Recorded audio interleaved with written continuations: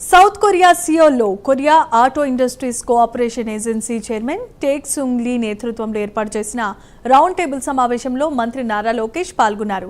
APSRTC fleet పూర్తి విద్యుద్దీకరణ, ప్రతి 30 కిలోమీటర్లకు ఛార్జింగ్ స్టేషన్స్, పొంగనూరులో ఈవీ క్లస్టర్ ఏర్పాటు చేస్తున్నట్లుగా వెల్లడించారు.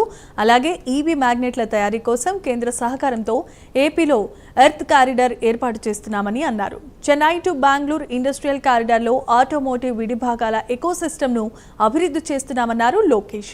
సుస్థిర ఎలక్ట్రిక్ మొబిలిటీ పాలసీ 4.0 కింద రాష్ట్రంలో విస్తృతమైన ఈవో ఎకోసిస్టమ్ను అభివృద్ధి చేస్తున్నామని, ఇందులో కొరియన్ సంస్థలు భాగస్వామ్యం కావాల్సిందిగా పిలుపునిచ్చారు.